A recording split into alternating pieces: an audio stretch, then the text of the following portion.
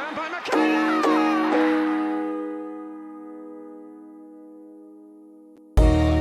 Lovely cushion header. And Ciaran! What a head, son! What a head! Aguero!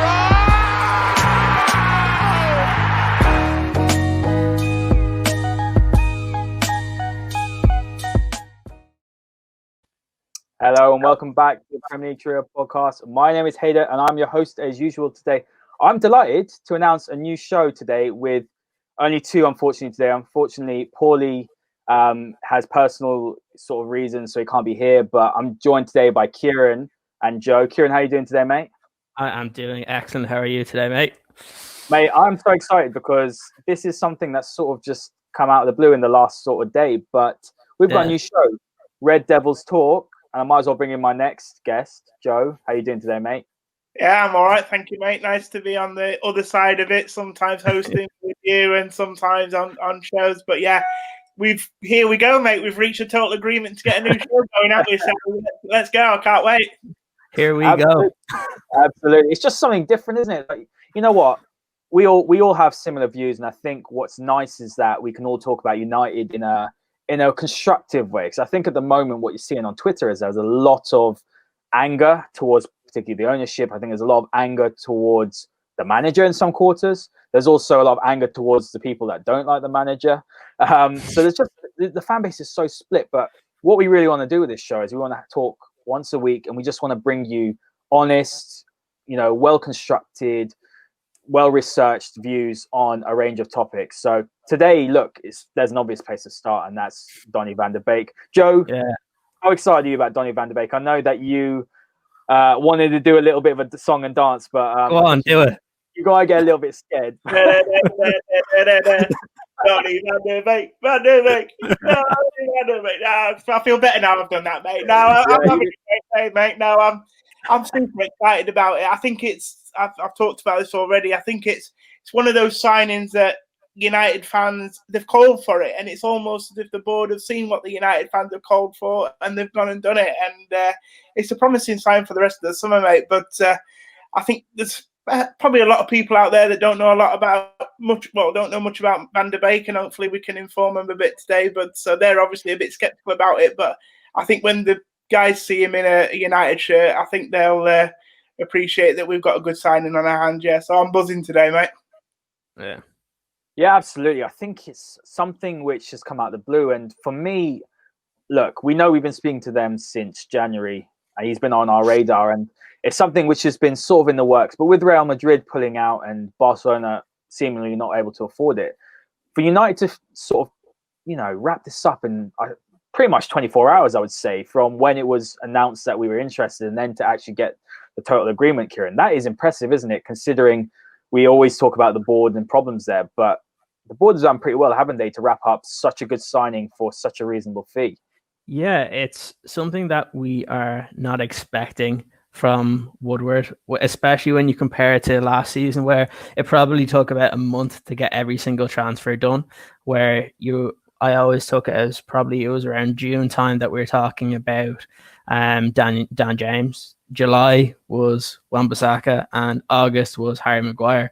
So really the way this came around was I was surprised because I think we were talking about it as it kind of first started coming out. And while we were linked, the fact that Barcelona were linked as well, I think everyone just assumed that he was probably going to Barcelona, with even the Koeman links that where he just joined, where people were saying that he wanted to bring Donny in as well as Gini Wijnaldum from Liverpool.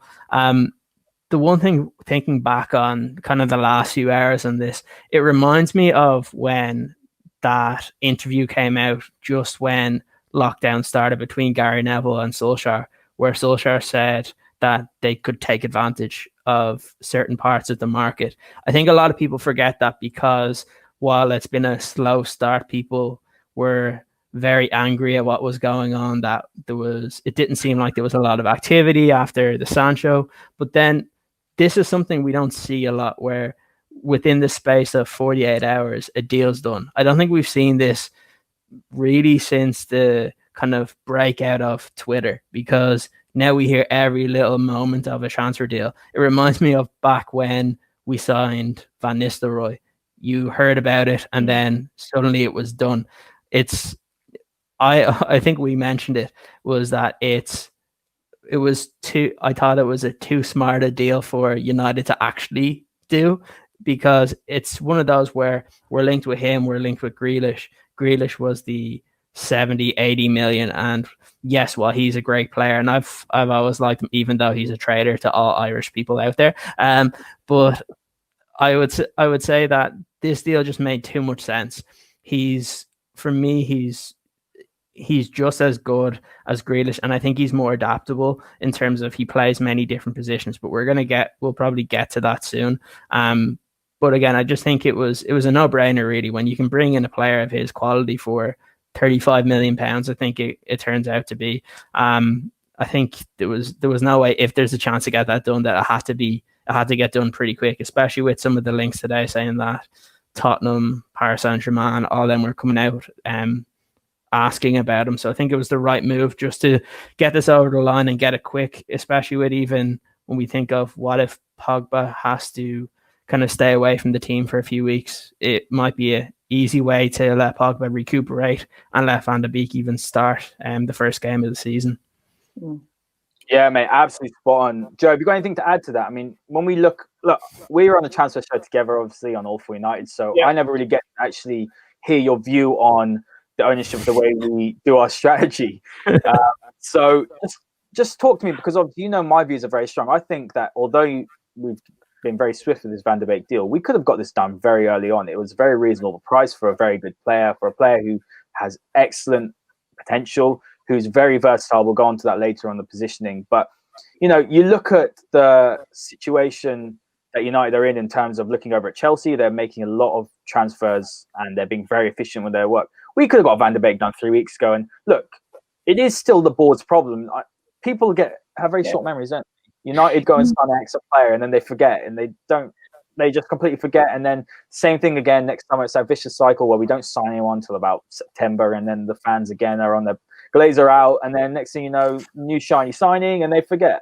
I mean, am I wrong in thinking that? So what's your view on the whole Woodward and Glazer, I guess, ownership, or if you can call it that? I would like to call it a robbery, but, too critical. No comment. No comment. He loves it. Look, mate, I mean, first of all, I just want to pick up on what Ciaran said. I'm glad to see he's not bitter about Jack Grealish swapping over to England as well. Definitely not. Let that go about 3 years down the line. No, going back to Glazers, mate, I mean, I echo the thoughts of a lot of you guys. I listen to what you say on the transfer show, and I end up agreeing with a lot of what you're saying. I mean, people will say that we're quick to get this deal done, and I mean, we were talking to some Dutch experts obviously earlier, and they were applauding it as well. But we can't forget this was a player that we were linked with back in January, and I can't help but feel that if we'd have gone toe to toe then and put a bid in, and Real Madrid would have perked up, they would have probably got the player. Also, because we'd have got into a bidding war, and as we know with our owners, it's not something that they want to do, to be fair. And then obviously since the pandemic, Real Madrid have decided financially it's not for them, so that's why we've been able to jump in and get it done. So, I mean, kudos to the board. Obviously I've had probably a kick up the backside from interest from other clubs, but you don't really want to feel like they need that every time they want to try and sign a player, do they? I mean, that's why I feel like Sancho's dragging on this summer, because there's no direct competition there, really. So nothing's really forcing their hand or anything like that. So that's a bit worrying. And same maybe with Upamecano. A lot of clubs are waiting for him to come next year. We'll talk about him later on. But again, if there was competition for him, United might have a bit more urgency. But that's the thing, isn't it, with this board? You almost feel like they need a kick up the backside or a rocket up the backside sort of to make things happen. And I just wish we were a bit more proactive. It's clear that we've needed players like Van de Beek and some of the other players that we'll mention later on in the show.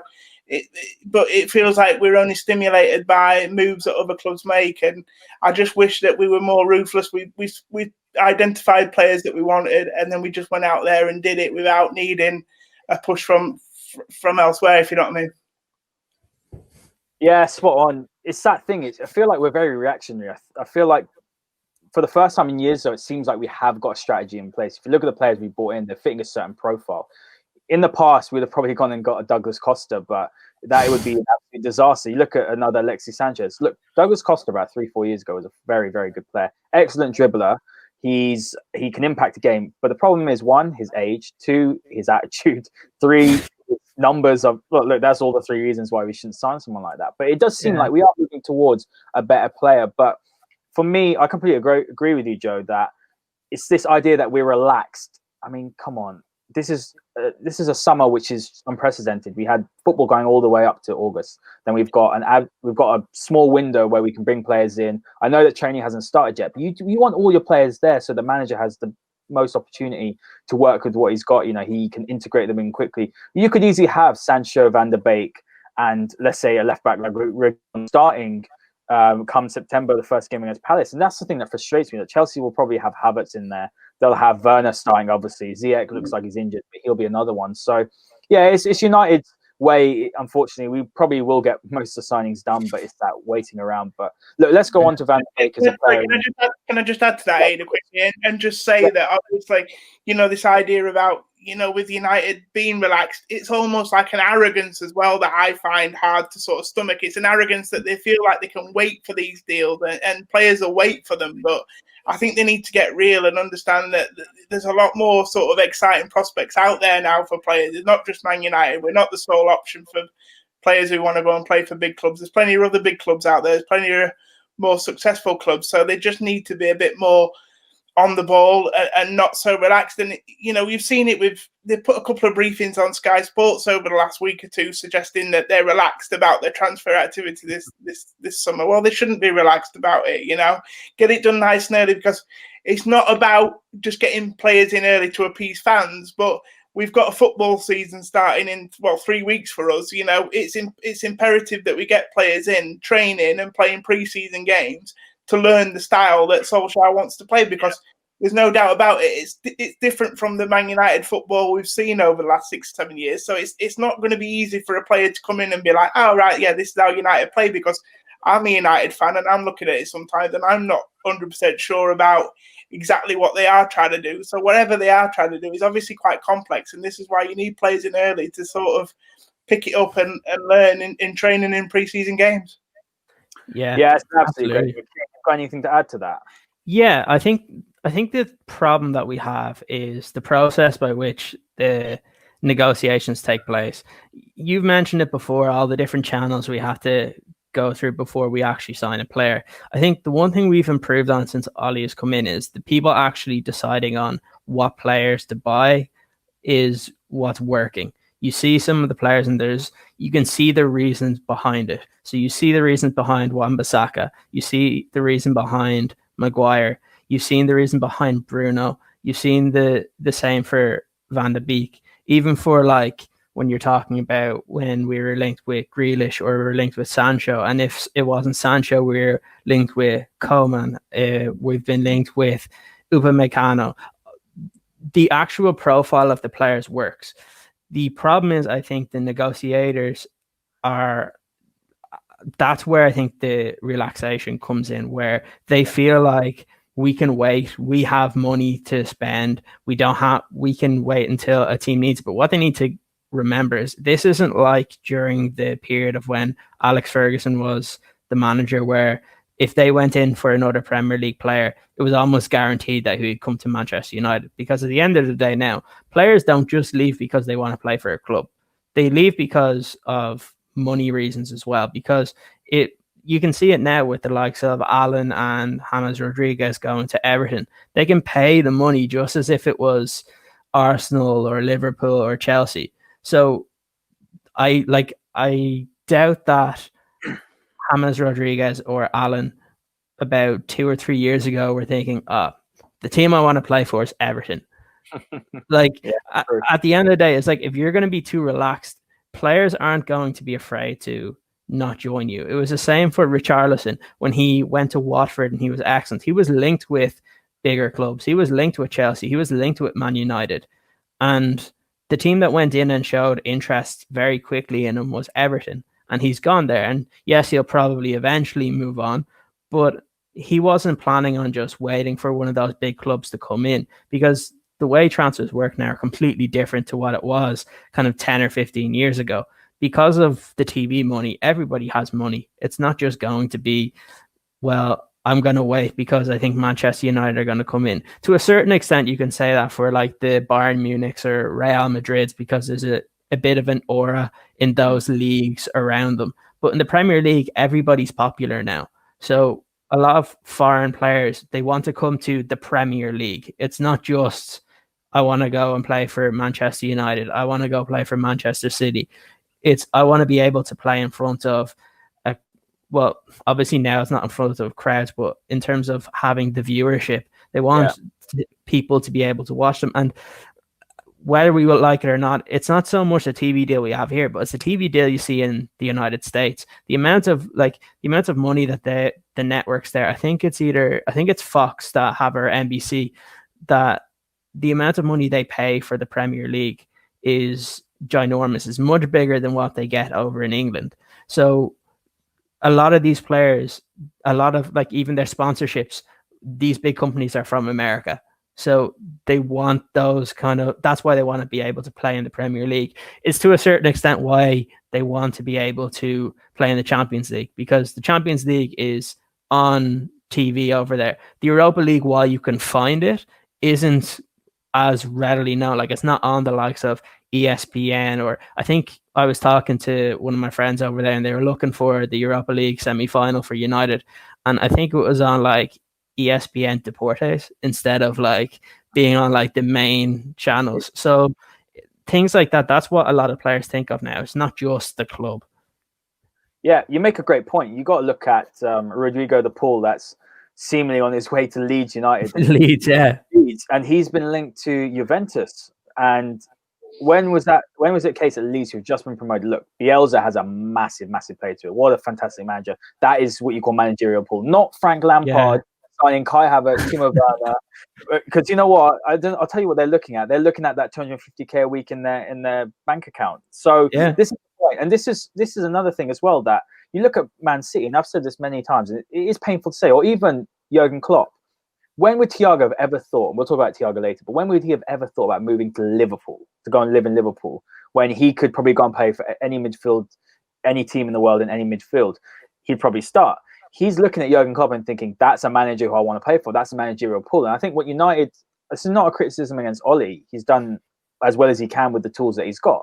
But we can't say we've got Sir Alex at the helm and players are going to go turn down Barcelona for Man United, for example. I'm just saying. So this is a point that we have to look around Europe, and there are, or even the Premier League itself, and there are other, especially our rivals, who have managers with a bigger pull. So signing someone like Van De Beek for me is very, very sensible and very good business. But let's move on, and we'll start with you, Joe. But look, let's talk about Van De Beek in his best position, because I think there is a little bit of a misconception on where he can play best.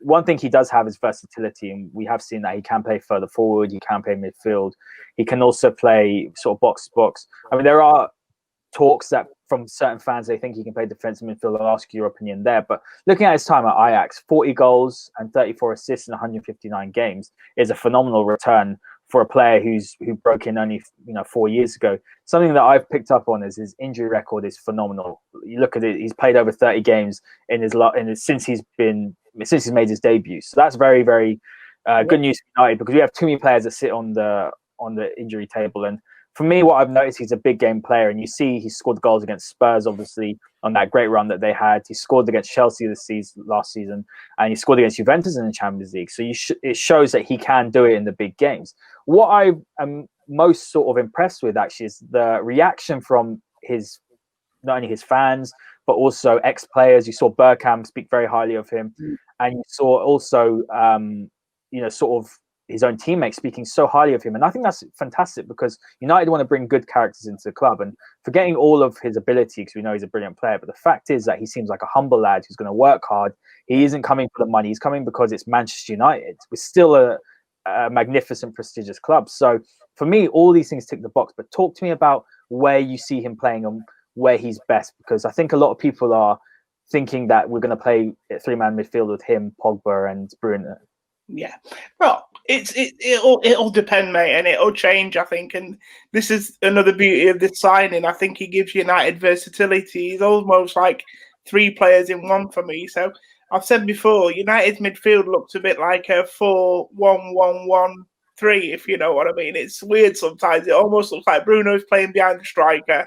Pogba plays just behind him, and then you've got someone like Matic who's just behind him. It's like the love train, as England used to say, for the corner kick routine, But I think it'll depend.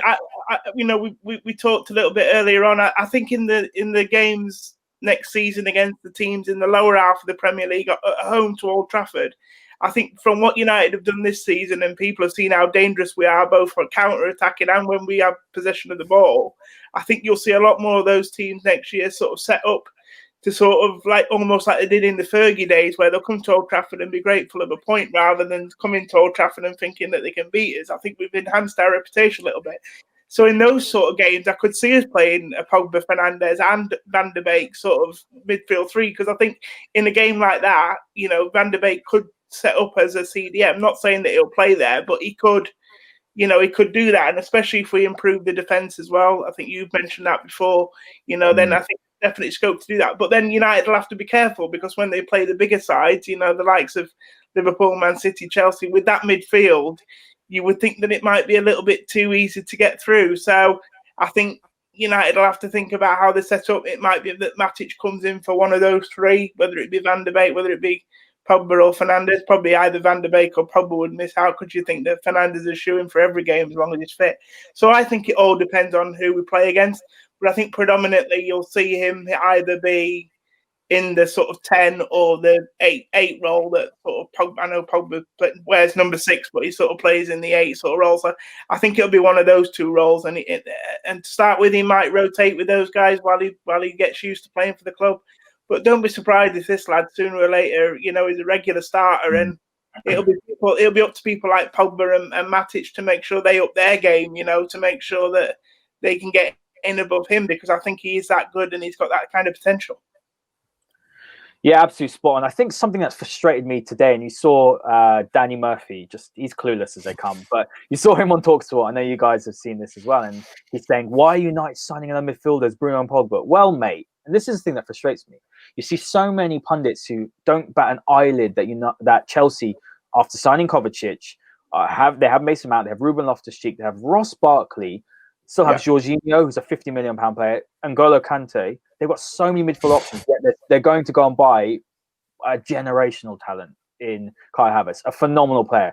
But no one bats an eyelid that Chelsea have done that. No one bats an eyelid that Man City have gone inside Nathan Ake and they want Koulibaly. They've still got John Stones, Emerick Laporte, Otamendi.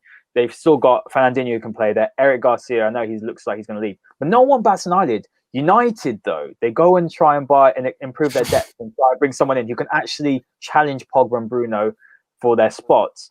But oh my God, United, they can't do that. That's so awful planning. That's ludicrous. Why are they wasting their money? It's just beggars belief. And I think that's something that frustrates me when Ciaran talked to me about that, because look, when you're a United fan and when your club is Man United, you're going to be talked about. You put United's name in a paper, you will get 3 times as many clicks. You put United's name, if you're a player, when you're doing your contract negotiations or an agent does that, you're going to go and get, instead of 10 grand a week, you'll get 100 grand a week. You go and put it towards another club when you're trying to buy a player or sell a player, the fee automatically gets met or it goes higher.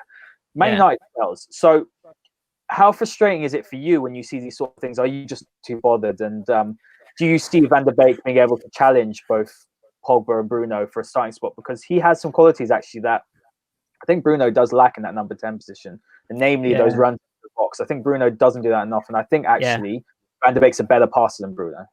Yeah. So to the first point, it annoys me a little bit, and I think it just annoys me more because then fans copy those opinions and they think that it's a bad move because, well, he's not going to play every single game. It was the same when the first links came out with Sancho. The first thing that came out was that, that's going to stop Greenwood from playing. And I keep saying that cream rises to the top.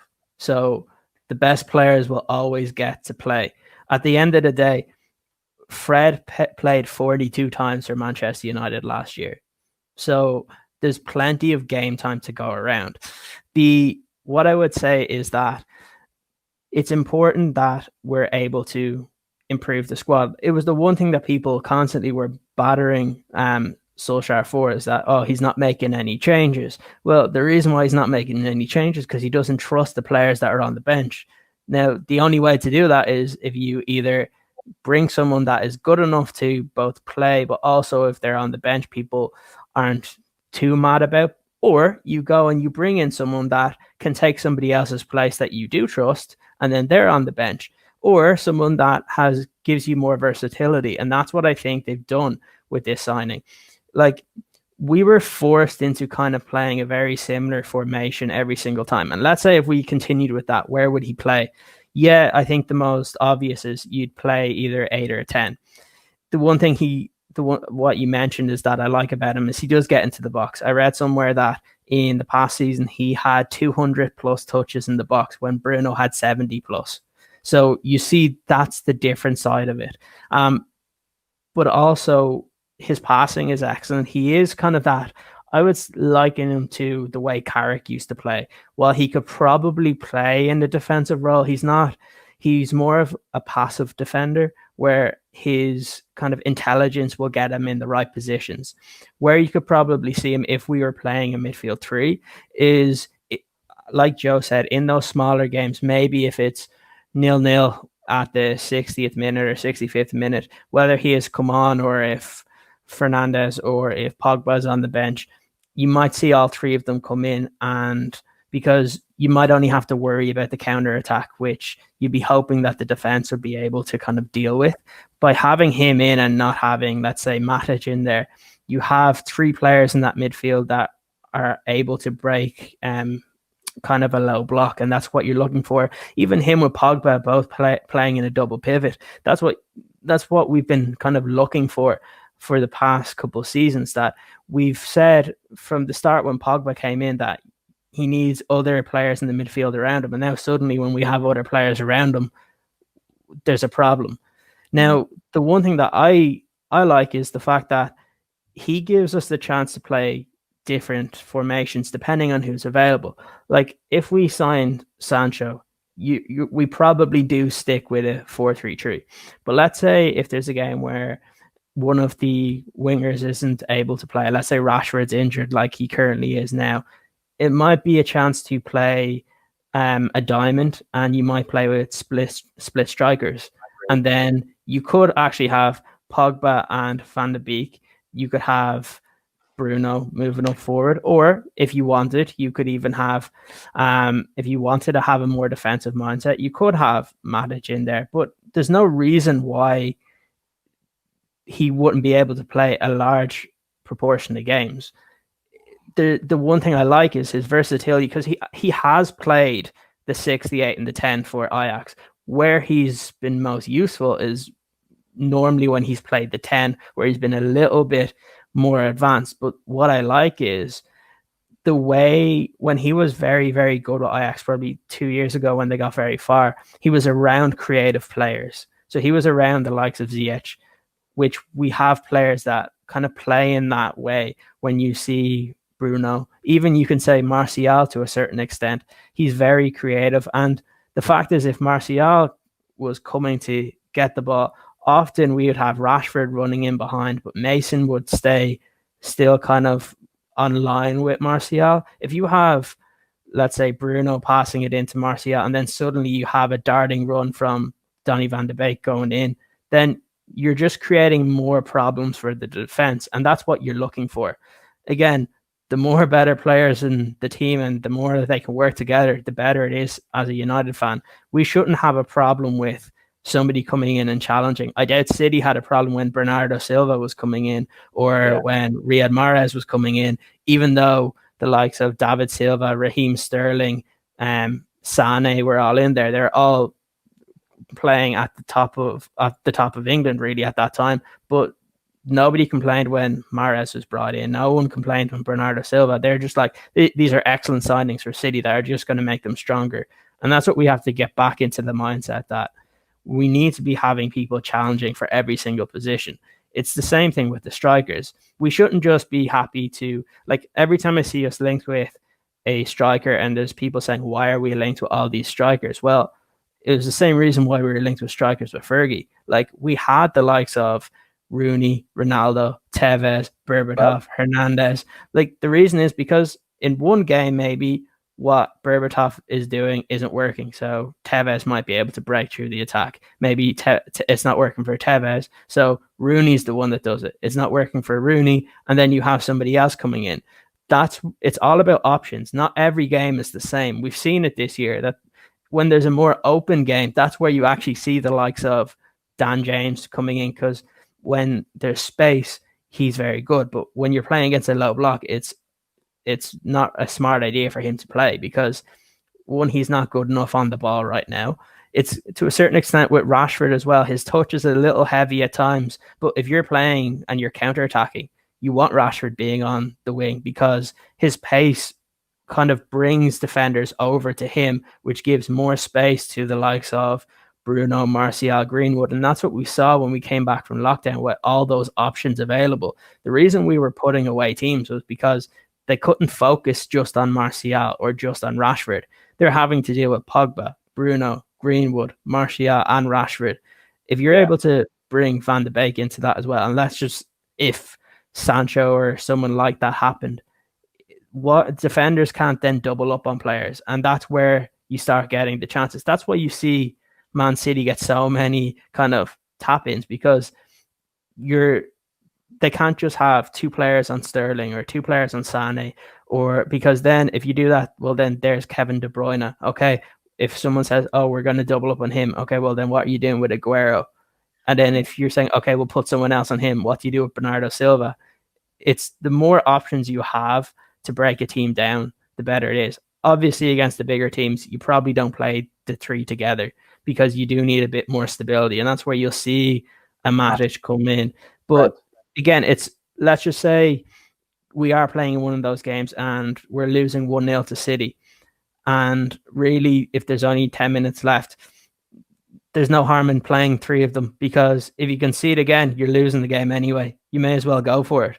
And that's what we were so used to with Fergie, is that, yes, he had his players to have balance to the team. But the minute that we had to go and chase the game, all bets were off, and he just let his attacking players go. And that's what we need to start getting used to again. Yeah, absolutely. That's a fantastic point. And I'm sure Joe agrees. I mean, look, the way I sort of look at Van de Beek is that, and this is from someone like Pochettino, I'm a big fan of, I know a lot of people are, and what he said is that he sort of alluded to this rare intelligence that Van de Beek has in his style of play, and that's the ability to drift between the lines of the opposition, linking midfield and attack, and then finding dangerous pockets of space in the final third. And this is a very difficult skill to coach. And these were the words that he said. And that's a massive point, because if you look at a lot of our team, a lot of our players, there isn't many players that actually have that intelligent movement, I don't think. That was always a criticism for me of Martial. He's proved me wrong. I'm so happy. But my issue with him was that, okay, good finisher, obviously a talented lad, but there wasn't enough movement for me initially for him to be a number 9 at Man United. I think that it's okay to say that. It's not me criticizing him. Even now, I think what's made him so good is the fact he's making those clever runs into the left-hand channel, which allows Bruno to come centrally, allows other players like Greenwood to come off the right wing. He's been stretching defenses. He's been a man possessed, but that's something United don't have. And when Lingard was going through that really golden patch under Mourinho, I think one of the biggest things was that his movement's always been very good. He's just lacked the end product, but he had the end product to his game. I know it was a 3-month period or 6-month period, but to have a player that has that good movement and an end product is invaluable in today's game. Too many players want to take the ball to feet. There's not enough good players out there or in United squad that who are selfless enough to make those runs. So I think he's going to be a very shrewd sign. But I agree. I don't think he's a defensive midfielder. I think we can play that against weaker sides. But let's move on. Joe, I'm going to ask you about this. So Jack Grealish, I think, was probably the alternative. Do you think United are still going to look for him? Because I think they're actually two different players, and I'll allow you to sort of deduce whether that's true. But for me, I think Grealish is better with the ball, but as I've said, Van de Beek is better with his movement. Do you think that there's still scope for United to go back for Grealish, or is it simply the price is too much and we filled a hole in the squad which Van de Beek is now taken rather than Jack Grealish? Yeah, I mean, look, there's been a lot of talk out there this week that United are still interested in Jack Grealish, but to be honest with you, if you're looking at Jack Grealish, 80 million, I don't think Villa will budge from that much. They don't need to. They're still in the Premier League, so they're going to have money coming in this year, so that, money's not an issue for Villa. United might get it down by 10, 15 million, but still, it's an expensive deal. I can't see them spending 100 million on two players to strengthen the area of the actual midfield, even though, I feel like they could probably do with another midfielder. And if it's Jack Grealish, I wouldn't say no. I just think, we want to get another defender in. Upamecano is the name that's obviously getting us all excited a little bit. And, he's 50, he's 50 million.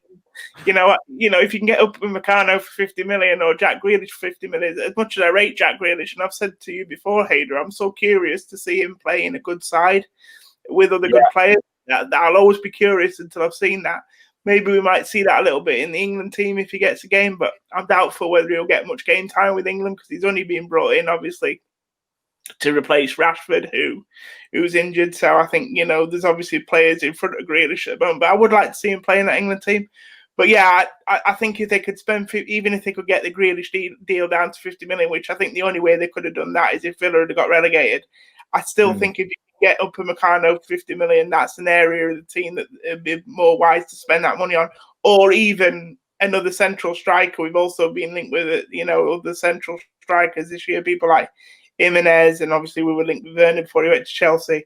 Even if you could get a striker of that ilk, in for that kind of money as well, I think that would even be a better position to put that money into. But also, we know who the big target is this summer, and if they're gonna, if we're gonna keep Sancho, I don't want to keep mentioning that name, but again, if 50 million or whatever you're going to spend on Grealish can be put on Sancho, again, that's another area of the team that needs investment more than midfield. Now we've brought Donny in my opinion.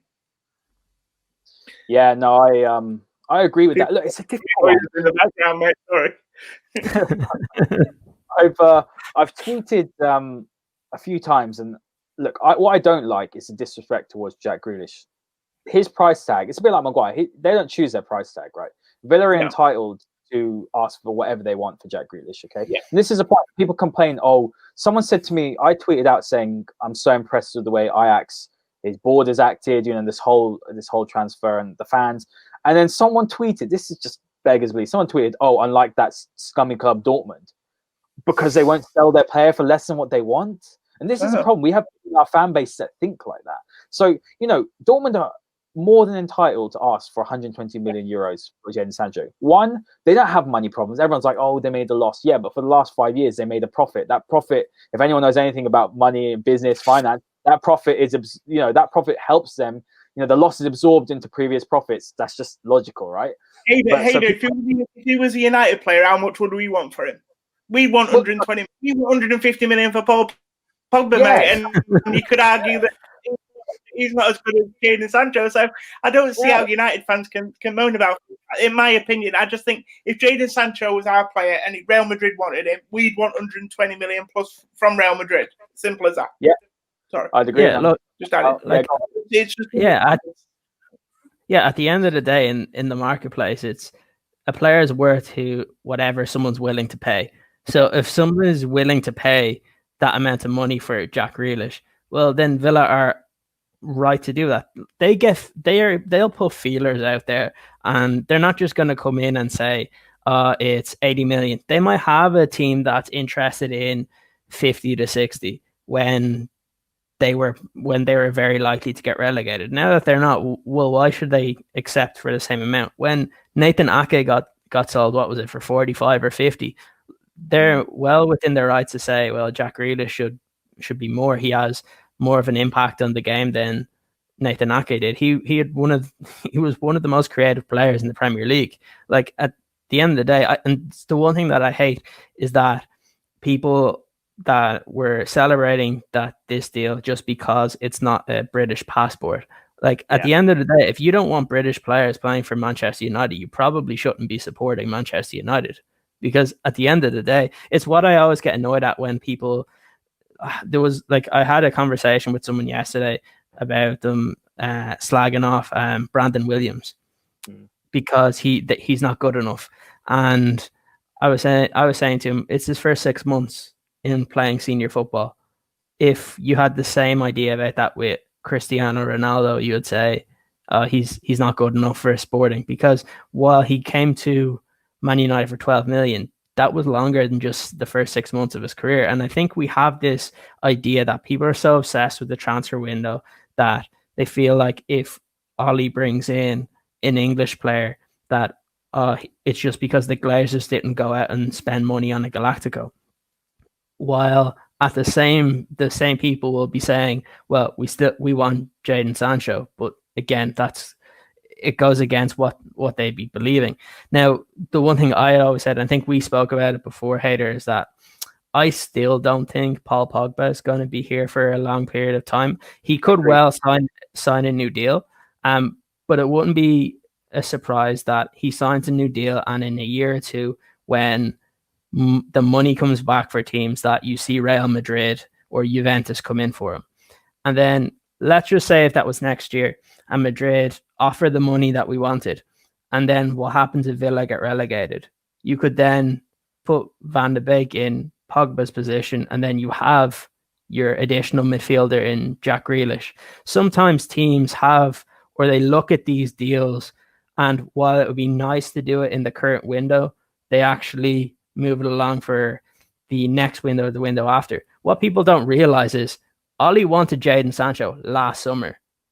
It was coming out in August that he was one of the players that he really wanted. It was the same thing with Bruno, that according to, I think it was Fabrizio Romano, and there was one or two other sources, is that Jadon Sancho actually wanted to join the club last year. The difference was Man United did not have the funds left over to be able to, probably because they had to pay the 80 million up front for 80 million up front, and then Wan-Bissaka was 22.5 million up front. That's 100 million out of your budget.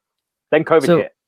Yeah, like that was the issue. Like at the end of the day, around that time as well, is Jadon Sancho was actually angling to come back to England, because you heard all the stories at the start of the season that he was traveling back to London a lot and that Dortmund weren't happy. There was a reason why Sancho wasn't starting at the beginning of last season. It was because they weren't happy with him going back to London a couple of times. I think it was in September. They weren't happy, or maybe it was even in August. And they didn't. I think there was maybe a story that he was late to one or two of their meetings because he wasn't happy. He wanted to go back because he actually thought there was the possibility of joining Manchester United. Now, I think probably what happened was the club kind of probably reached out to his representative and said, we don't have the money this year, but we'll be interested next year. That's why you do hear reports that if the money's paid, the deal will be done, because Sancho wants to go, but he's not. He's enjoying his football still in Dortmund, probably down to the fact that they've brought in players like Haaland, which gives them more of a chance to actually win things.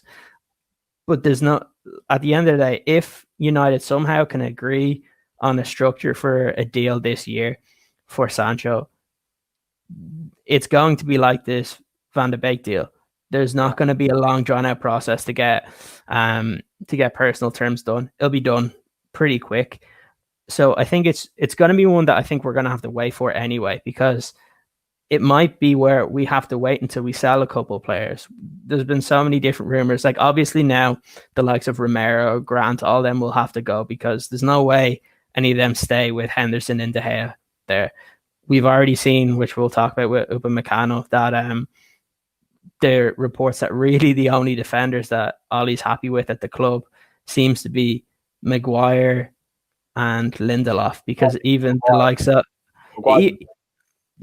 so the thing is, you're going to see a lot of players go. Even the fact that today I think Roma sold Schick for 27 million. Well, that could be the next catalyst for Smalling going to Roma. So by United getting more of this money, it might be able to push them to be able to actually spend a bit more upfront for Sancho and get it done. So again, a lot of these clubs, just because they're interested, so they could be interested in even the one for Benoit Badiashile, like they may like to get him this year, but maybe they are interested, and then it gets done in a year or two. Same thing with Jack Grealish. And I think that's just the way the market works now. Yeah, man, I agree. It's that domino effect. This is what people forget with transfers, that it takes one big transfer. You look at the whole Neymar one, that just a whole domino effect across Europe. What I will say about Jadon Sancho is that United have a golden opportunity, as they possibly do with Upamecano. We'll talk about Upamecano next, and then we'll go on to my personal favourite. Sorry, Paulie, Thiago. We will talk about him next week, I'm sure. But when you look at reply next week, mate. Yeah, he will. No, but you look at sort of Upamecano, and he's one of those players where if United go in now, and Sancho's similar, if United go in now, they can go relatively, sort of competition free for that player. They just need to put the money down. Look, that's another thing, and I don't want to go into finances because I'm doing a podcast tomorrow with Ciaran Maguire, and he will outline everything in black and white for United fans about the real true reality of our financial situation. The reality is we can't afford the down payment on Sancho. It's not that we don't want him. And these people that are going out there, these in the know accounts, are saying that, we've put a bid in for him. That's just simply not true, because Dortmund are listed on the stock exchange. That's something I want to say. That, and I know that Kieran's been saying this to people. I know Joe knows this as well, because we had Manuel Vettori on All for United, and he was categorically saying that if a bid goes in, a formal bid, then there has to be an ad hoc sort of notice, I suppose, or out to the shareholders saying, look, a bid's come in. So they have to declare it. You can have an informal bid, and this is a thing that United don't. I think for me, I noticed they rarely make a bid, apart from the Bruno Fernandes whole situation. They rarely make a bid unless they know it's going to get accepted. And this is how transfers work now. You don't see back in the day when United were like, okay, Berbatov for 30 million, 20 million, 25, 28, 29. They just, United will. It's like with Van De Beek, 40 million was agreed, sort of gentleman's agreement. When everything was ironed out, they put one bid in, accepted. And that's what United will do with Sancho, and that's what United probably will do with Upamecano. And that's why I think United have been very quiet, because they're not actually declaring. And I think the Van de Beek signing is very clever, because if United had gone out and bought Sancho straight up, all the clubs around Europe would have hiked up their prices on their players, because they would have said, okay, United have just splashed 90 million up front. They've got money. But the fact that we're saying, we got no money, which we do have a money problem, by the way. I'm not saying we don't. The fact they've got Van de Beek for 40, I don't know how it's structured. Maybe it's up front. I don't know. The fact they're doing smaller ones, and that was my criticism. Get the smaller ones in, focus on Sancho. But enough of sort of, I guess, the money situation. But let's talk about Upamecano, because these reports that come out today. And, look, Upamecano for me, and me and Joe were talking about this sort of off air, and you look at Koulibaly for over 70 million. Upamecano is 7 years younger, 8 years younger. He's a very similar player in terms of, I suppose, ability. Very strong in the tackle. He's got great pace. He's a very good on the ball. This is something that people actually, neglect, is the fact that actually Upamecano is a fantastic ball-playing centre-back.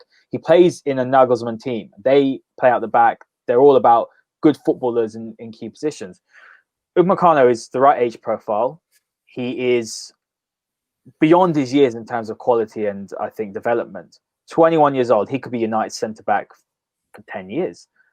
50 million euros apparently is the fee that could get him. Look, I'll be honest with you, I don't see it happening. I just don't. I don't see him happening, because I just think that United don't have that money to put down. If they want to get Sancho, they can't afford it for Upamecano unless as you say, Smalling goes. Dalot will bring in a lot of money. We should probably look to shift him. Lingard could bring in a good 20 million. As you said, Romero is a very, very good keeper. I'm sad to see Romero go, because I'm a big fan of him, and I think he goes to Leeds. Yeah, I think so, and that would hurt, because he's a very good keeper. He's about 60 million in transfer funds this year if we sell and wisely. And don't get rinsed. I mean, I've talked about this before, Haider. We've let good players in our team go for stupid amounts of money. The one that always, I think I've talked to you before, it sticks out in my mind, Johnny Evans. 6 million we sold him for. Next season, City, Arsenal, and even ourselves were thinking about buying him for 20 million. For too long now, we've allowed players to go on the cheap, and I think it's just because we've took for granted we'll bring money in as a club, and hopefully this COVID and everything like that will stop us taking our finances for granted, hopefully. And I think United have to be wary of that. But talking about this domino effect that you was on about, especially in regards to Roma. Yes, we've sold Schick, but I've just seen that they've confirmed the signing of Mkhitaryan. So don't be surprised if in a week now Chris Smalling signs a new 5-year deal with United, and we're back to square one with that one. So I don't know, but yeah, no, I know what you mean, man. I mean, obviously, I think Chris Smalling will leave this year, but the problem United have got is it's getting players out the door because, I mean, they stupidly gave Phil Jones a new contract in February 2019. On what grounds, I'm not quite sure.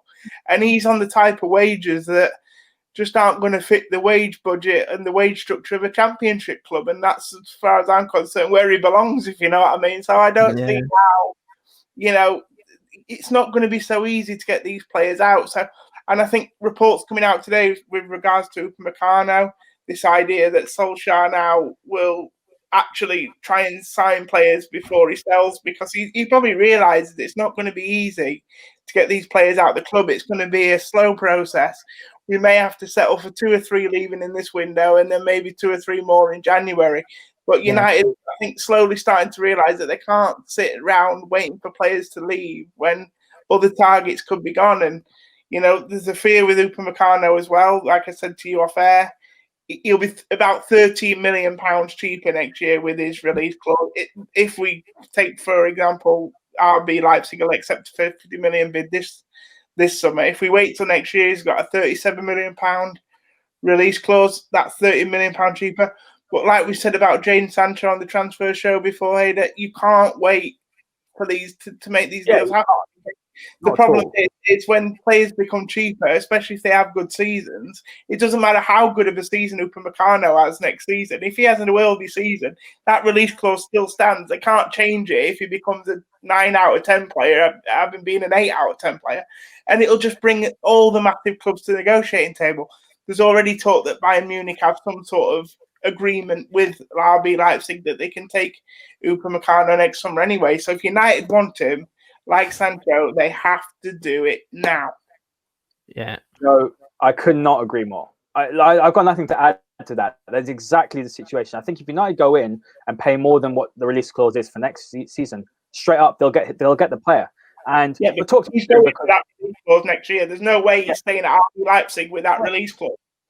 And look, not being negative, but Man United are not Man United of old, where they can just pick up every top talent in the world. Let's be honest, our current situation, while there's progress, and I think that's what sold it to Van De Beek, and I think that's the angle we have to go in. There is progress, there is a project. We've got some very good players. I mean, a midfielder, Paul Pogba and Bruno Fernandes, is up there with the best of Europe. That's how highly that. And you had a Van De Beek, and the next man we'll talk about after. But let me ask you quickly, Ciaran, about Upamecano, because obviously you saw reports of an offer for Badashile, and I think me and you have spoken. I haven't seen enough of him. I was an advocate for Gabriel, but as I've watched a bit more and read a bit more about Badashile, I think that's a talent.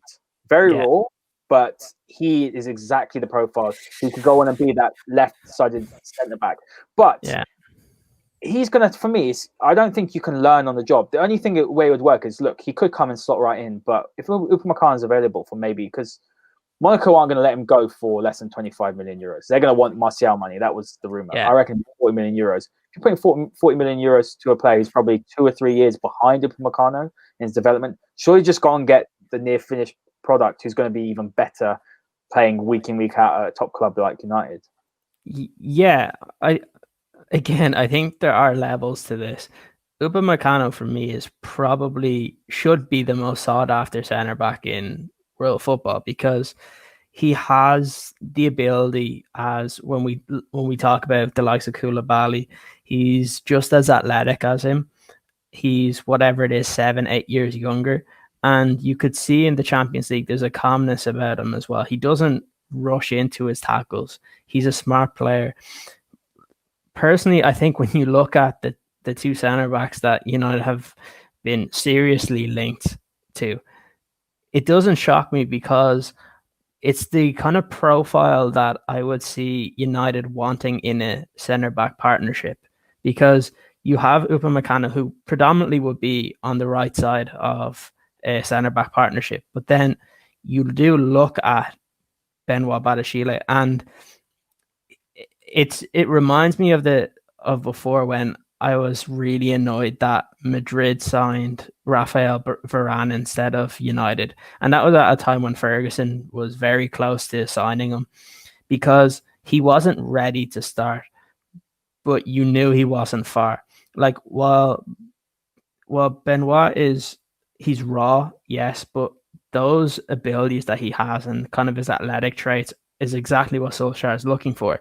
And to another extent, I don't think it's going to take him too long. Like, at the end of the day, yes, he is only 19, but he's played over 70 games for the first team for Monaco. So while he does need to learn at a big club, I don't think the actual kind of stage is going to frighten him where he's going to be afraid of it.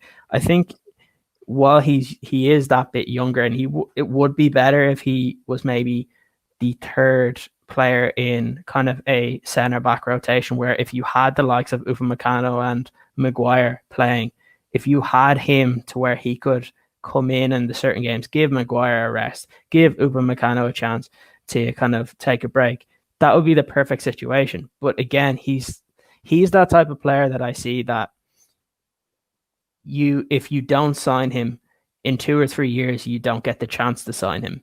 It was the same thing with Upamecano before, where I actually was reading a report that we had already agreed personal terms with him 3 years ago, before he went, or 2 years ago before he went to Leipzig. Classic story here, that is. Alphonso Davies is another one. All these young players, something we do well is we used to pick them up and we develop them, but the list is endless of those sort of players. But go on.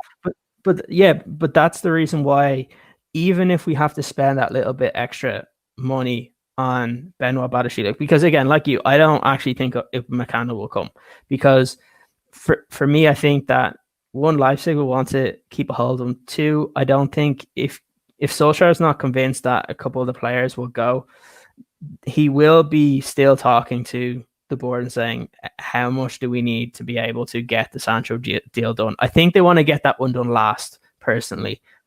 So I think that's why we're hearing all the reports about a centre back.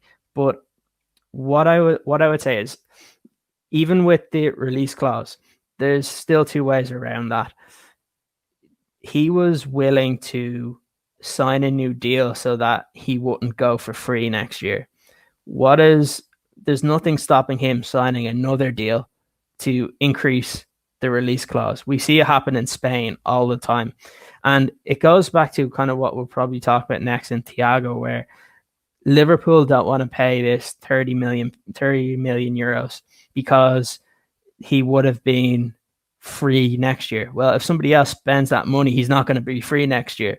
So if United don't go and spend the money on him this year for Upamecano, you probably don't get him next year, even if his release clause is £13 million less. Yeah. So it's the same thing with what we were saying with Sancho. It's like, yes, he's very expensive, but this may be the only opportunity you have to bring someone like that in. And that could be the same with, even if it is Benoit Badiashile, because let's say he has an excellent season for Monaco, that goes up to 60 million, because it takes one season for that to happen. And that's why I think if your scouts are very confident in this is the style of player, he might need time, well, then you go out and you sign him. If you have the chance to sign Upamecano and it's between the two, you go Upamecano because he's the more ready-made player. And personally, I think they're both going to be as good as each other when they hit like 26, 27. But right now, what would we need would be Upamecano. But if we came away with Badiashile, I'd have absolutely no issues if that would happen. Like I've said, I've been a fan of kind of his athleticism and kind of the ability he does have. While it might not be what everybody's looking for when we see the likes of City signing Koulibaly, he's not going to have that impact straight away. But I always likened it to when Madrid got Varane, and it would be the equivalent of, would you prefer signing at that time Gerard Piqué, or would you have preferred signing Varane, who may not have been ready that first year, but in the years after that was a much better centre defender than Piqué? So that's kind of what I think of as well. Yeah, fantastic points. I mean, the way I sort of look at it is that Badiashile will be the Upamecano in 2-3 years' time. Everyone will be after it. And that's how I see it. It depends how United go for it. Look, in an ideal world, we'll go for both of them, and that'll be a new contract. Sorry, Maguire. I mean, I'm not Maguire, but I just don't think Maguire's at the level that is needed to win the Champions League. I'm just being completely honest. Upamecano next to him, it could be. And this is not a slight against Harry Maguire. He gets a lot of hate, but it's just my feeling that I think that if United want to win, they need to have two world-class centre-backs. But go on, it's just that lack of athleticism. If we want to play with an attacking style of football, we don't always. There's going to be times where you're going to have to rely on the defensive athleticism. It's what Liverpool do the whole time. Like anytime when you see the likes of Lovren and stuff play for them, you see their defense kind of fall apart because there is that lack of athleticism. But with Van Dijk and Gomez and Trent and Robertson, they're all very athletic that even if they're left to have to deal with a counter attack, they can do that. With us, while you would say Wan-Bissaka to a certain extent would be a good athlete, but really if you look at the other three with Shaw, Lindelof and Maguire, there's that lack of athleticism where while Lindelof might be a bit faster than Maguire, neither one of them for me are strong enough and fast enough to be able to cover when we've pushed a bit too far forward. And that's what you kind of need. It's what we had with Rio Ferdinand all those years. And people will say that, well, we didn't have it so much in Vidic, but to be honest, he was still a freak athlete, even though he didn't look it. And I think that's what we need to be able to do. We need to be able to mold our defenders and get them in having the right attributes, but they also need to be physical and they need to be able to keep up with the modern day forwards. You could argue that Eric Bailly is that player, isn't he? Eric Bailly is the perfect foil for Maguire because he's athletic, he's strong, he's quick. The problem with Eric Bailly is another sense is another Phil Jones because we just can't get him on the pitch consistently enough to get a run of games.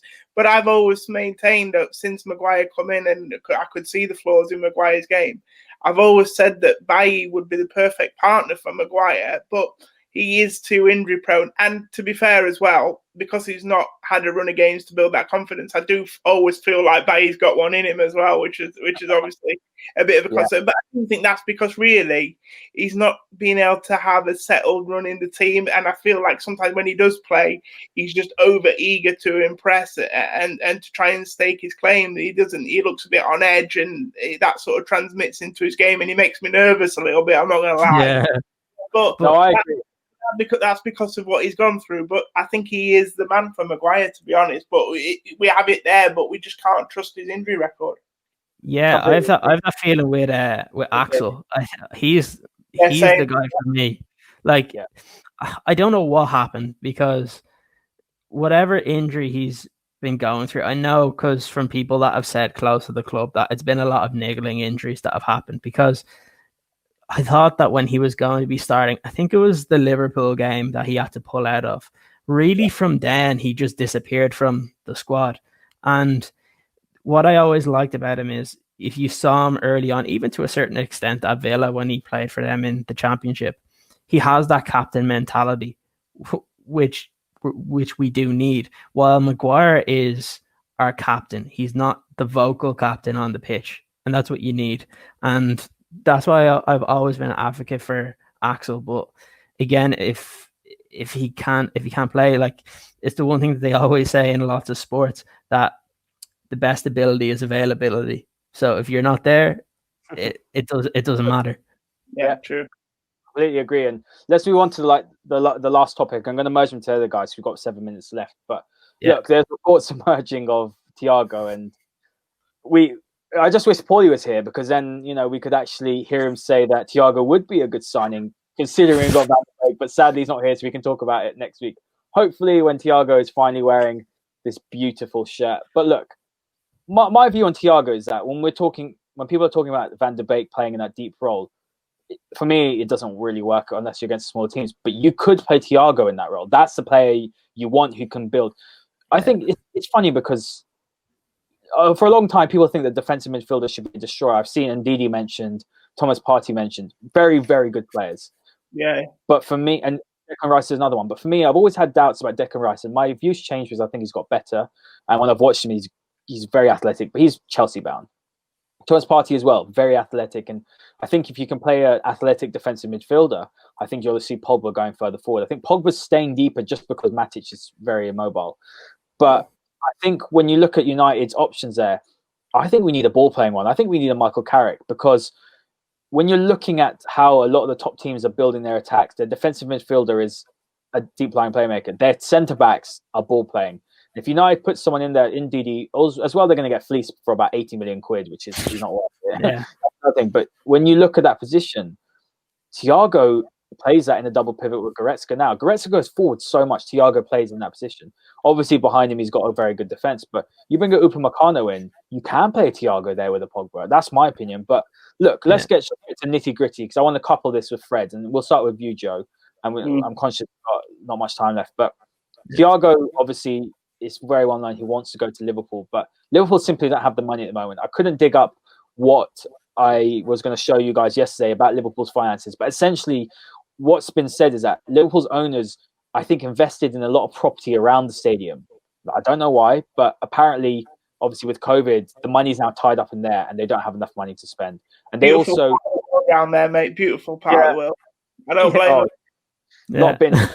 but no, essentially what's happened is there's not enough free cash, and we can see that. They lost out on Timo Werner to Chelsea. There's another player I think United probably should have looked at. But now we're now in a situation where, is this Werner 2.0? And does this move mean that we're seeing reports today of a loan bid rejected by United for Fred going to Galatasaray? And I'm just a little bit puzzled at this, because I think that Fred's starting the Europa League and Fred's got abilities in the squad which we don't have much of. I think with Tommy, he brings that energy and tenaciousness, but I think with Fred, what he really does very well is that he provides that energy in midfield, and he can be a good defensive midfielder. I'm not sure he's got the awareness and the passing, but he's an asset to the squad. Do you think that if Thiago did come in, I'm going to ask you, Joe, do you think it's going to happen? And do you think if Thiago did come in, that means Fred's going to be off? Well, if you'd have asked me about Thiago coming a couple of weeks ago, I'd have probably said no. But actually, the more and more this one rumbles on, you have to wonder whether it's true. I mean, I've been chatting to you guys about this, messaging you, could sort of try and put the feelers out myself, saying, am I allowed to get excited about this almost, or is it just, reports coming out to sort of hurry Liverpool up? But yeah, I am sceptical about Liverpool and why they can't sort of pay 30 million for Thiago. I find it a bit strange, because they've had so much success over the last couple of years. They must have made tons of money. Plus, like us, they're a famous club, so there will be a club that makes money off their name as well. So I don't really get it, because for me, if I was a Liverpool fan, which thank Christ I'm not, but if I was a Liverpool fan, I'd be thinking, what's the difference between making us probably win back-to-back to definitely winning back-to-back? Because if you look at Liverpool's team squad, you'd have to say the weakness is the midfield. I think, to be fair, even though they've got some decent midfielders, I think their defence is very good, obviously, and their attack's so good. So naturally, the midfield sort of gets overlooked sometimes, but it can do when you've got a team as good as that. But yeah, I think Thiago would just be a no-brainer for them. So I don't know why they're doing it, but I do feel the longer this rumbles on and Liverpool don't get the checkbook out, then United should be sniffing around. And then if they do sign Thiago, for me, then they probably do have the right to let Fred go on loan. I think if they don't bring another midfielder in, it would be a bit risky to let Fred go, because, like you said, he's not the worst player in the world, but we've just brought Donny in, obviously, to improve the squad. If we're taking somebody out, then all of a sudden the squad looks a bit thin again, especially in the midfield area. And I think we saw towards the back end of last year that Scott McTominay probably needs a bit more time. I think he's in the process of learning a new role at the moment. Yeah, yes. So he's not necessarily going to be sort of reliable to just play 30 games if he has to, if we get a couple of injuries in midfield. So he's not in the best form. So, yeah, I think the only way Fred goes is if we do bring in Thiago. But I am sort of trying not to get excited about it, but I am getting excited about it, because the link's been there before. So it makes you wonder whether a lot of spade work's been done. I know it was a long time ago. It was 6 years ago. It was that disastrous Moyes season, obviously, when we were linked with him. But, there is an interest there. And by all accounts, he was happy to come back then. It's just obviously United couldn't strike a deal with Barcelona, because Ed Wood was acting like the drunk uncle at a wedding that summer, wasn't he? Where he was just sort of bouncing from one target to another. Yeah. Oh, what about you? Oh, you look nice. Oh, no, actually, you look a bit tastier over there. And he moved over. And then Then we went on to Strootman again, and it was like he didn't really know what he wanted that night. But yeah, that's how I see it. But I think obviously he'd be a great side for United. He sort of contradicts the age profile that United go at typically recently. You know, he sort of they're wanting to bring in younger players, and he is 29 now, going nearly 30. So you know that'll probably be something that will be nagging away at them. But when a quality player like that is about, and you know he's a quality player because Bayern don't really want to sell him, then you just have to go and get it done, mate, if you can. It's a no-brainer. Yeah, absolutely spot on. This is a thing, and look, United have a very young squad. We've got the youngest starting 11, at least in the Premier League, at 24 years old. Where we actually, I suppose, messed up, I think, over the season was in the semi-finals. That's where a lot of people are saying, oh, 3 semi-finals, they're celebrating it. I don't celebrate 3 semi-finals. I see those 3 semi-finals. Okay, the League Cup, Man City were better than us at the time. Chelsea, that was a total mismanagement by Oli. He went halfway house. He could have either rested everyone or he could have played everyone. But what he did, he played up, changed around with the formation. I know that the players were tired, but that's a game that we could have won. Chelsea weren't in particularly great form. So for me, that was an issue. Sevilla one, I suppose, was probably not so much. We did enough to win, essentially. But we lacked that game management. We lacked winners in our squad. We do lack winners in our squad. We've got Paul Pogba that's obviously won the Europa with us. A few others have won the Europa. Obviously, Pogba's won the World Cup. But they haven't won the biggest trophies at United. So you bring in someone that's just won the treble again. I think he's won the treble twice, I think. Or maybe, I think it's twice. It's ridiculous. Thiago this is the thing. People are saying, oh, he's 29. Look, he's not a geriatric who's going to, as soon as he hits 30. And this is the thing. Look, I don't want to say anything ill of Paulie because he's not here to, obviously, Paulie's our boy and he's not here to defend himself. But the notion that as soon as you turn 30, you decline is just ridiculous. As soon as he turns 30, then he's going to lose all his half hour pace. Obviously, there's concerns about his injury record as well. He does get injured a lot. But if you're rotating him with the options we've got, he's not going to play 50 games a season. He'll play 30, 35 as and when he's available. But also, the people that are saying, oh, he's going to sit on he can come on for the cup games, he can rotate. That is just disrespectful because he is probably for me the best midfielder in Europe. He's world class. He would take United to the next level. They wouldn't need a destroying defensive midfielder because no one could take the ball off them with that midfield. So he takes Liverpool to the next level. Tell me a Liverpool midfielder in that current squad that keeps Thiago out of the team. I don't see it. I mean, as good as Fabinho and Henderson is, he's better than those. He is better than those.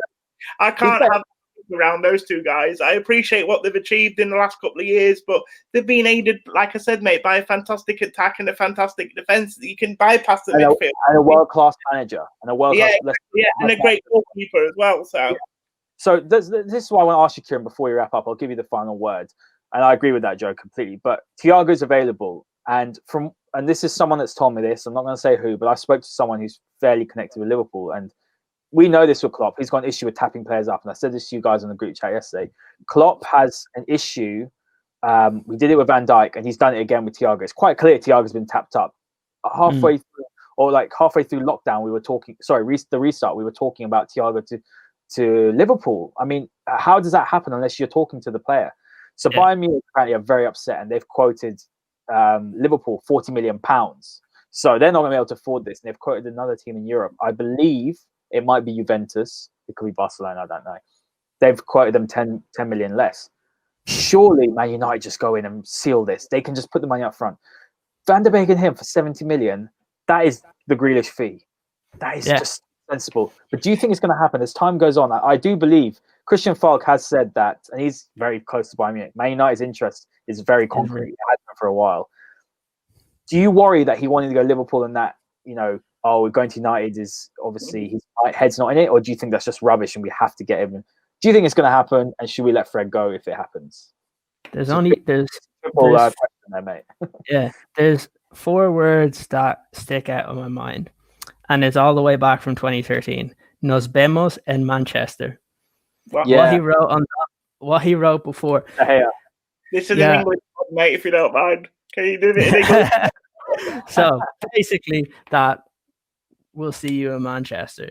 So you can tell that he wanted to come before. And this is not a period of time when he's coming to Alex Ferguson. This is David Moyes, who, by all accounts, didn't want him. And the club at that time were trying to get it done anyway. But again, the manager dug his heels in and he didn't sign. He wanted to.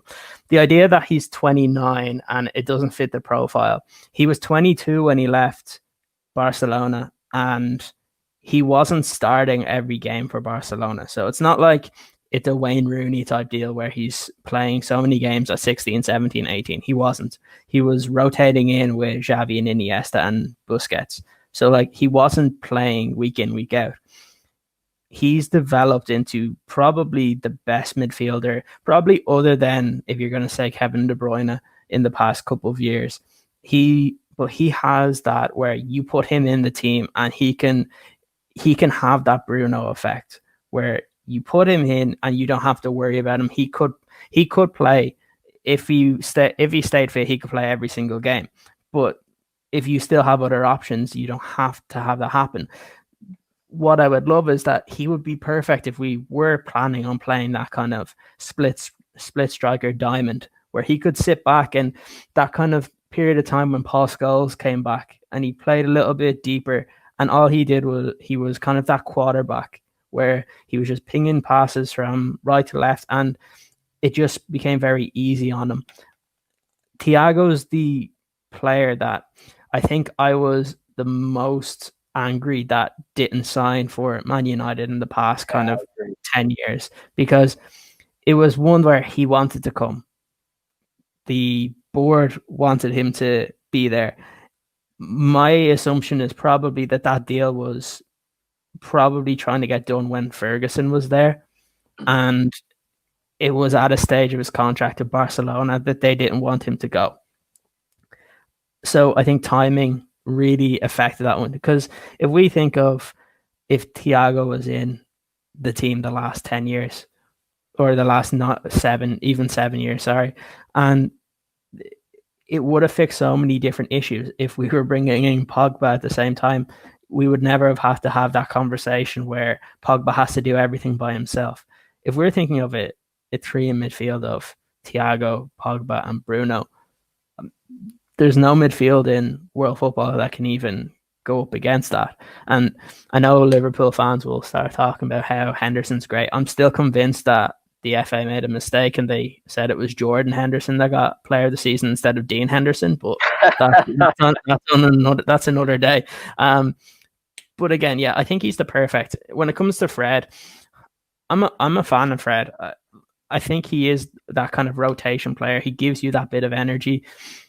If there was any midfielder that I thought needed to kind of go on loan, I would have said it was McTominay, because he needs a chance to be playing week in, week out, and he doesn't really need the pressure of playing for Manchester United. Now, I know he's good enough to be able to be a squad player, and personally, I think Ollie should have played him a little bit more in the run-in. But again, if either one of them is to go, now all these links of Fred going on loan, and I think there was another bid put in for a loan from just recently. I think it was in the last hour or two.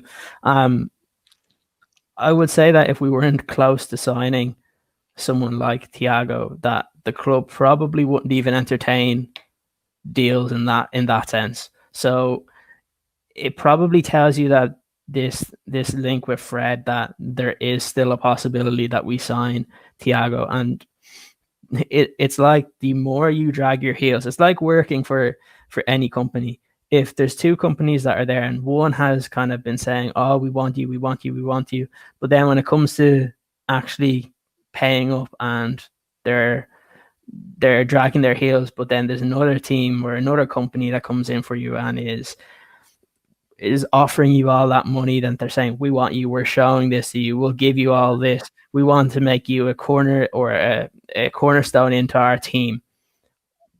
But why would he wait and stay with Liverpool? I understand that he might want to play with Klopp, but at the end of the day, if a team is showing you that they aren't willing to put up the money for you and that they're just that they would prefer to wait until it would be a free transfer the following year, well, really, how bad do they want you?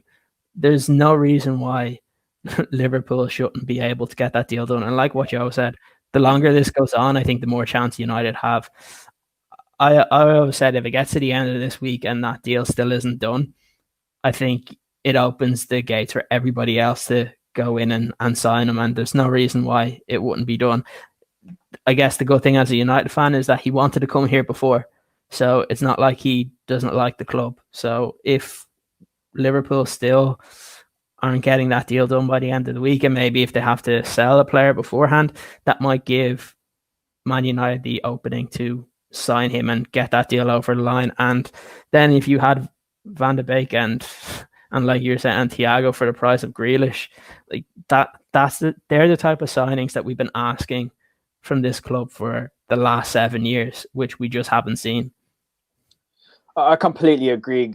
Look, it's a dream for me because, like you said, Thiago, I was in Spain when we found out Thiago didn't get it. And how old was I? I was 18 years old, lads holiday in Spain. Such a young little innocent. No, I was not innocent.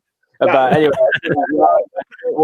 so I remember I was there and my phone didn't have internet at the time and I couldn't afford it abroad. And so I remember asking a Spanish guy, like I couldn't speak English, Thiago, Man United. He's like, no, Bayern Munich. And I was so upset.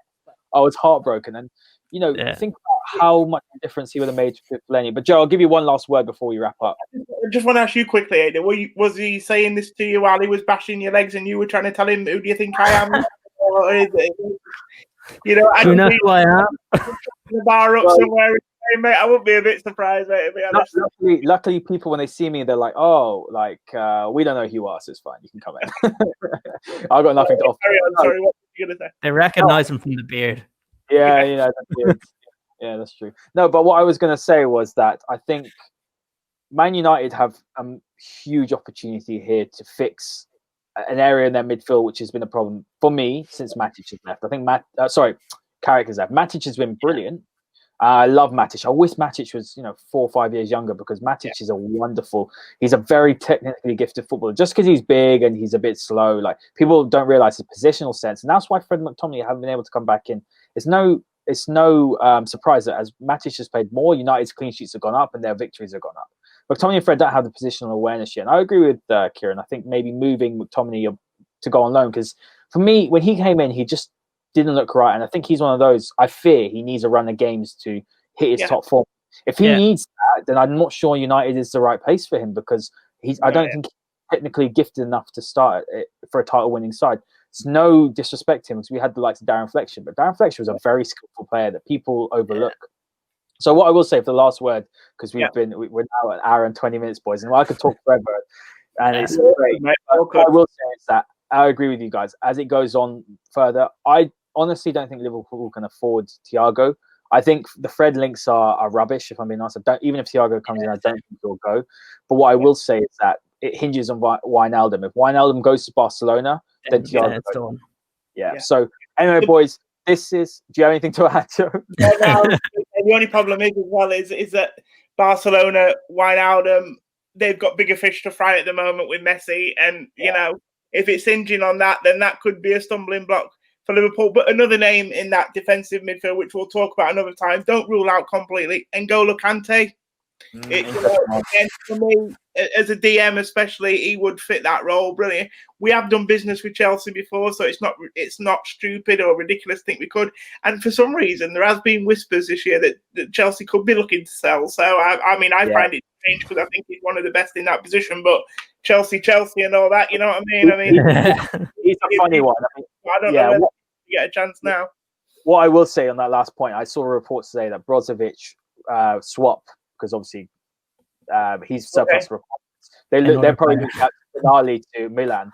But if Brozovic is available, he's 27 years old, I'd be going to get Brozovic. That's my view. But anyway, guys, this is the first ever Red Devils talk. It won't always be this long. You never know with Paulie. Paulie wasn't even here. That's the thing. Yeah. So it would be 2.5 hours. No. But listen, guys. Yeah, well, can't wait to have Paulie back. But look, guys, it's been an absolute pleasure. To all the listeners, this is a regular thing. We will do a few live shows, obviously, when things pick up a bit, if this is obviously picking up a lot of views. But we absolutely love talking about football. You're going to come to this Red Devils, talk show, and you won't hear anything biased, no clickbait. It's just gonna be pure, analytical, well researched, and excellent football analysis and opinions. So, thank you, Ciaran, for coming on today, mate. Yeah, thank you. And thank you very much, Joe. And look, these two are going to be much more involved in this channel. There's big things going on. So keep your eyes peeled. And just hit the like, hit the subscribe, give a retweet, and we'll be back next week. Looking forward, mate. Aguero!